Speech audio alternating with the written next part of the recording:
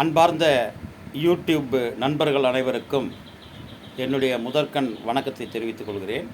நான் சென்னை உயர்நீதிமன்றத்திலும் மற்றும் பல்வேறு மாவட்டங்களில் புதுவையிலும் புதுச்சேரியிலும் வழக்கறிஞர் தொழிலை கடந்த 30 ஆண்டு காலத்திற்கு மேலாக புரிந்து வருகிறேன். நான் அண்மையில் ஊடகங்களிலும் செய்தித்தாள்களிலும் பார்த்த செய்தி மிகவும் அதிர்ச்சி அளிப்பதாக உள்ளது. அண்மையில் விஜய் பரப்புரை நிகழ்த்தினார். அதில் பார்த்திங்கன்னா நாகப்பட்டினம், திருச்சி, நாமக்கல் எல்லாத்திலையும் நடத்தினார். கரூரில் நடத்தும்பொழுது ஒரு தள்ளுமுள்ளு ஏற்பட்டு அதில் சுமார் 39லிருந்து 40 உயிர்கள் பலியான செய்தியை கேட்டு மிகவும் அதிர்ச்சி அடைந்தோம். அந்த இறந்த குடும்பங்களுக்கு ஆழ்ந்த இரங்கலையும் அனுதாபத்தையும் தெரிவித்துக் கொள்கிறேன். ஆனால் இந்த தள்ளுமுள்ளு எப்படி ஏற்பட்டது, இதற்கும் விஜய்க்கும் சம்பந்தம் இருக்கிறதா என்று கேட்டால் சட்டப்படி கிடையாது. இப்போது ஒரு கோயில் கும்பாபிஷேகம் நடக்கிறது, அதில் தள்ளுமுள்ளு ஏற்பட்டு ஜனங்கள் இறந்தார்கள் என்றால் கடவுளையா குற்றவாளி ஆக்க முடியும்? அதற்காக விஜயை கடவுளுக்கு நிகராக நான் சொல்லவில்லை. எந்த ஒரு விஷயத்தையும் ஆழ்ந்து பார்க்க வேண்டும். இதில் கூட்டம் அனுமதி முறையாக வாங்கப்பெற்று காவல் நிலையத்தில் அனுமதி பெற்ற பிறகுதான் இந்த பரப்புரை நிகழ்த்தப்படுகின்றது. 3 கூட்டங்களில் எந்த பிரச்சனையும் ஏற்படவில்லை, ஒரு உயிர் கூட போகவில்லை. இந்த கரூரில் நடந்த பரப்புரையில் மட்டும் எப்படி வந்தது? இதற்கு என்ன அடிப்படை காரணம்? பல்வேறு ஊடகங்களில், பல்வேறு யூடியூப் சேனல்களில் பல்வேறு விஷயங்கள் வெளிவந்த வண்ணம் இருக்கின்றது. எப்படின்னு கேட்டிங்கன்னா, இதுக்கு காவல்துறையினுடைய மெத்தனம் காரணமாக, ஆளுங்கட்சியினர், குறிப்பாக அந்த கரூர் சட்டமன்ற உறுப்பினர் ஆளுகின்ற செந்தில் பாலாஜி அவர்களுடைய சதி இதில் இருக்கிறதா என்று பல்வேறு கோணங்களில் அரசியல் விமர்சகர்கள் பல்வேறு விவாதங்களை முன்வைக்கின்றார்கள். ஆனால் என்னுடைய அனுபவத்தில் நான் பார்த்தது, தள்ளுமுள்ளு என்பது தமிழக வரலாற்றில் நிறைய விஷயங்களில் நடந்திருக்கின்றன. ஜெயலலிதா அம்மையார் முதலமைச்சராக இருக்கும் பொழுது 1992ஆம் ஆண்டு மகாமகம் கும்பகோணத்தில் நடைபெற்ற நிகழ்ச்சியில் இந்த அம்மாவிற்கு, முதலமைச்சர் அம்மா அவர்களுக்கு சசிகலா அவர்கள் தண்ணி ஊற்றி குளிப்பாட்டுவதும்,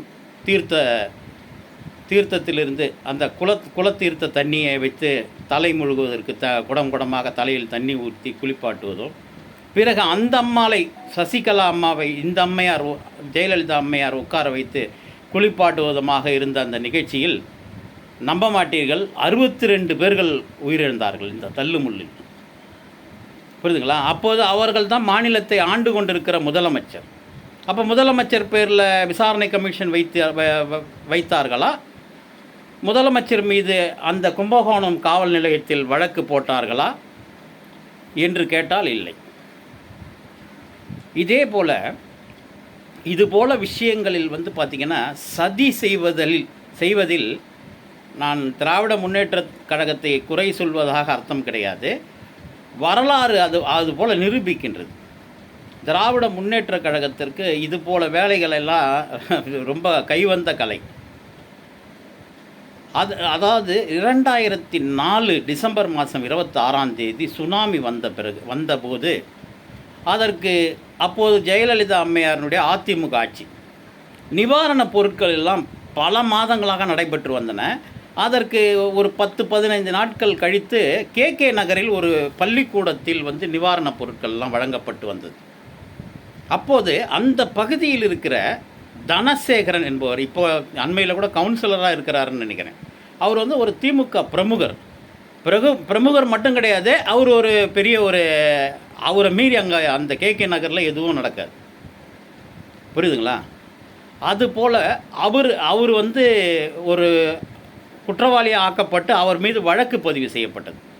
நிவாரணப் பொருட்கள் எல்லாம் ஆளுங்கட்சியை சார்ந்தவர்களுக்கு தான் கொடுக்குறாங்க, அதிமுக காரங்களுக்கு தான், திமுக காரங்களுக்கு மற்ற கட்சிக்காரங்கள்லாம் கிடையாது, அதனால் முன்னாடி போங்கன்னு சொல்லி அவருடைய ஆட்கள் தூண்டி விட்டதன் பேரில் பின்னாடி கும்பலாக இருந்த ஜனங்கள் முன்னாடி ஒருத்தருக்கு தள்ளுமுள்ளு ஏற்பட்டு அதில் கிட்டத்தட்ட பார்த்திங்கன்னா இதே அளவுக்கு 30-40 பேர் இறந்தார்கள். அதில் வந்து தனசேகரன் குற்றவாளி ஆக்கப்பட்டு அவர் மீது வழக்கெல்லாம் தொடரப்பட்டது என்பது அனைவருக்கும் தெரிந்த விஷயம். இது போல் விஷயங்கள் எல்லாம் வந்து கலைஞர் பீரியட்லேருந்தே திமுகவுக்கு கைவந்த கலை. கலைஞர் டாக்டர் மூதறிஞர் முத்தமிழ் அறிஞர் கலைஞர் அவர்களே இது போல விஷயங்களில் கை தேர்ந்தவர். தன்னுடைய கூட்டத்தில் தன்னுடைய ஆட்களை விட்டு கல்லை விட்டு எரியுங்கள் என்று கூறியதாக வரலாற்று சம்பவங்கள் பல்வேறு அரசியல் தலைவர்கள் சொல்லி இருக்கிறார்கள். இது எல்லோருக்கும் வரலாற்றில் தெரிந்த விஷயம். எனவே தன்னுடைய செயல் திட்டங்களை திராவிட முன்னேற்றக் கழகம் இந்த 4.5 ஆண்டு காலத்தில் பல்வேறு சாதனைகளை செய்திருக்கிறார்கள். அது உண்மைதான். குறிப்பாக மகளிர்களுக்கு நிறைய விஷயங்களை செய்திருக்கிறார்கள். ஆளுங்கட்சியினருடைய சாதனைகளை மக்களிடத்தில் சொன்னாலே மறுபடி அவர்கள் ஆட்சி அமைப்பதற்கு நிறைய வாய்ப்புகள் இருக்கிறது. ஆனால் அந்த நற்பெயரை கெடுத்து கொள்ளும் விதமாக ஒரு வளர்ந்து வரக்கூடிய ஒரு சினிமா கலைஞர், அவர் புதுசாக முளைக்கின்ற ஒரு செடி போல அவரை கண்டு ஏன் நீங்கள் அஞ்ச வேண்டும்? நேர்மையான முறையில் அவரிடம் மோதுங்கள். மக்கள் யாருக்கு வாக்களிக்கிறார்களோ அவர்கள் கூட்டம் கூடினால் அது எல்லாம் ஓட்டாகாது.